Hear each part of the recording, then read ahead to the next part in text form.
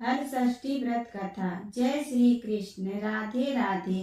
प्रिय भक्त जनों, आज भाद्रपद मास की षष्ठी तिथि है और आज ही के दिन हर छठ या हर षष्ठी का पवित्र त्योहार मनाया जाता है। आज का पावन दिन भगवान श्री कृष्ण जी के बड़े भाई बलराम जी को समर्पित होता है।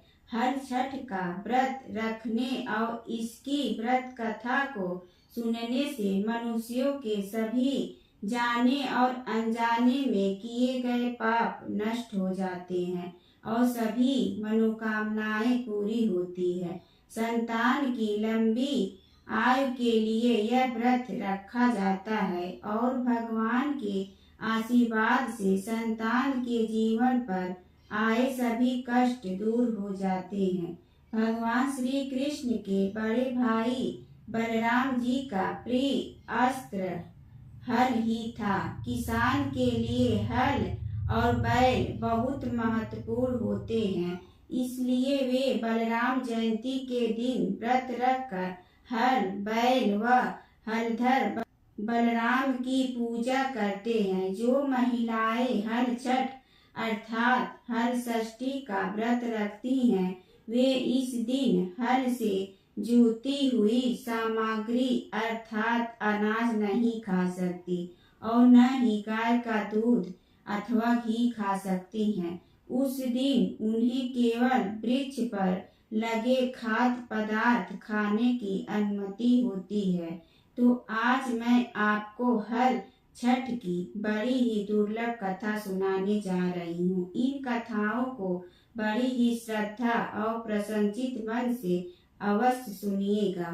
प्राचीन काल में एक ग्वालिन थी। उसका प्रसव काल अत्यंत निकट था।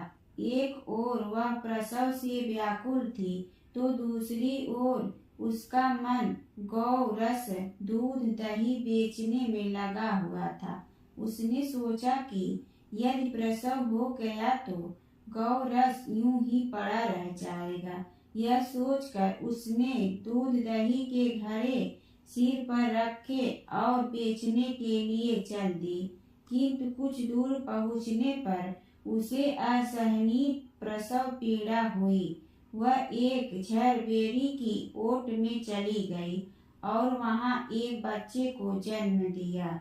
वह बच्चे को वहीं छोड़कर पास के गांव में दूध दही बेचने चली गई। संयोग से उस दिन हल षष्ठी थी। गाय भैंस के मिश्रित दूध को केवल भैंस का दूध बताकर उसने सीधे साधे गांव वालों में बेच दिया। उधर जिस झरबेरी के नीचे उसने बच्चे को छोड़ा था, उसके समीप ही खेत में एक किसान हल जोत रहा था। अचानक उसके बैल भड़क उठे और हल का फल शरीर में घुसने से वह बालक मर गया। इस घटना से किसान बहुत दुखी हुआ, फिर भी उसने हिम्मत और धैर्य से काम लिया। उसने झरबेरी के कांटों से ही बच्चे के चीरे हुए पेट में टाँके लगाए और उसे वहीं छोड़ चला गया। कुछ देर बाद ग्वालिन दूध बेचकर वहां आ पहुंची। बच्चे की ऐसी दशा देखकर उसे समझते देर नहीं लगी कि यह सब उसके पाप की सजा है। वह सोचने लगी कि यदि मैंने झूठ बोलकर गाय का दूध न बेचा होता और गांव की स्त्रियों का धर्म भ्रष्ट न किया होता तो मेरे बच्ची की यह दशा न होती। अतः मुझे लौटकर सब बातें गांव वालों को बताकर प्रायश्चित करना चाहिए। ऐसा निश्चय कर वह उस गांव में पहुंची जहां उसने दूध दही बेचा था। वह गली गली घूमकर अपनी करतूत और उसके फल स्वरूप मिले दंड का बखान करने लगी। तब स्त्रियों ने स्वधर्म रक्षार्थ और उस पर रहम खाकर उसे क्षमा कर दिया और आशीर्वाद दिया। बहुत सी स्त्रियों द्वारा आशीर्वाद लेकर जब वह पुनः झरबेरी के नीचे पहुंची तो यह देखकर आश्चर्यचकित रह गई कि वहाँ उसका पुत्र जीवित अवस्था में पड़ा है। तभी उसने स्वार्थ के लिए झूठ बोलने को ब्रह्म हत्या के समान समझा और कभी झूठ न बोलने का प्रण कर लिया। दूसरी कथा।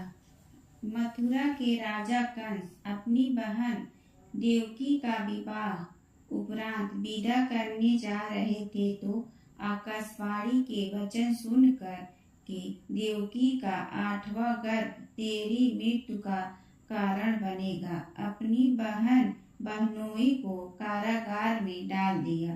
वासुदेव देवकी के 6 पुत्रों को एक एक कर कंस ने मार डाला। जब 7वें बच्चे के जन्म का समय नजदीक आया तो देवर्षि नारद जी वासुदेव और देवकी से मिलने पहुँचे और उनके दुख का कारण जानकर देवकी को हल षष्ठी देवी के व्रत करने की सलाह दी। देवकी ने नारद जी से हल षष्ठी व्रत की महिमा व कथा पूछी तो नारद ने पुरातन कथा कहना प्रारंभ किया कि चंद्रवत नाम का एक राजा हुआ जिनको एक ही पुत्र था।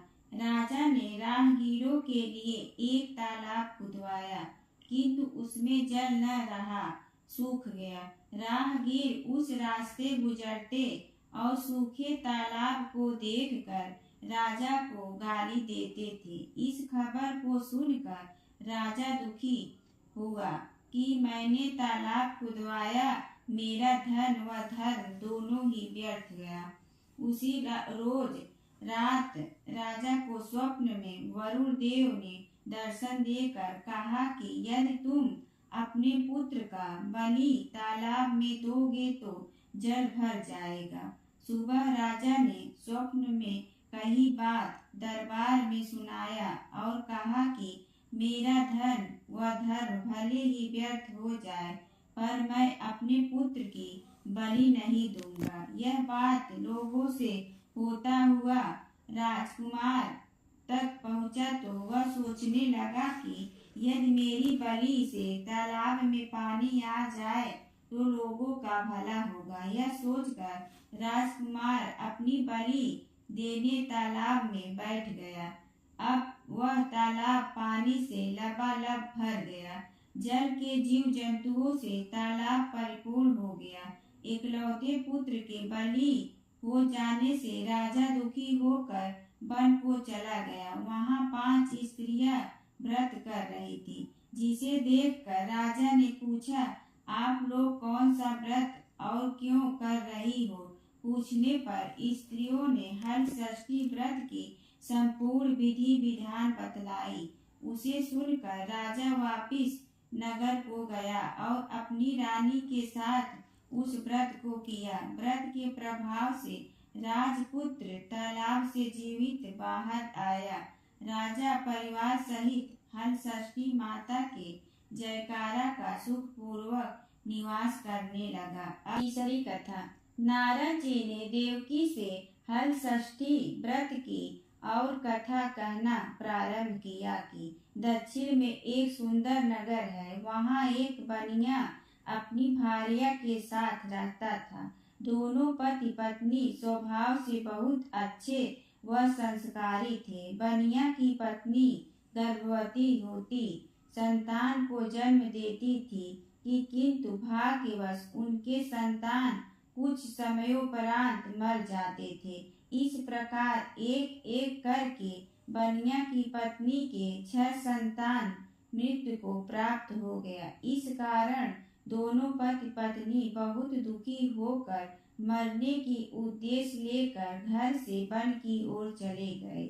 वहाँ जंगल में एक साधु से उसकी भेंट हुई तो उन्होंने साधु से अपनी व्यथा कह सुनाई। साधु ने ध्यान लगाकर देखा कि बनिया के संतान कहाँ है। साधु ध्यान में यम कुबेर वरुण इंद्रादि लोक में ढूंढा किंतु जब वहाँ बनिया के बच्चे नहीं दिखे तो साधु ब्रह्मलोक को गए।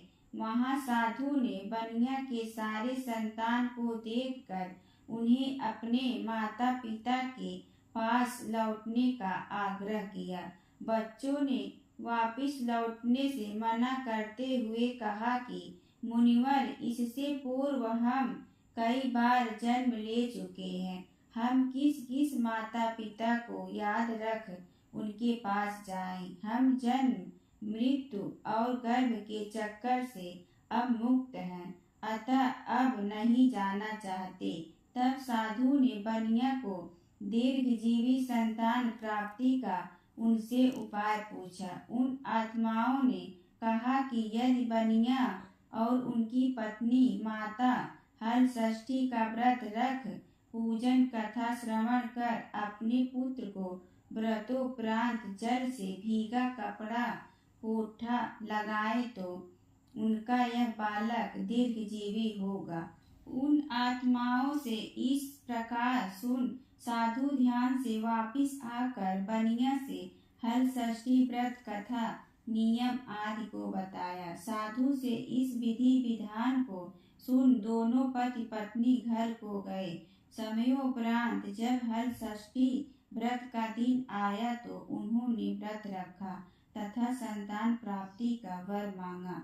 माता हल षष्ठी की कृपा से अब बनिया की पत्नी गर्भवती हुई और एक सुंदर संतान को जन्म देती है। अगले व्रत पर उन्होंने साधु के बताए अनुसार अपने पुत्र को होता मारती है। माता की कृपा से अब उनके संतान ने दीर्घ आयु को प्राप्त किया। बनिया का परिवार प्रसन्नता पूर्वक जीवन यापन करने लगा।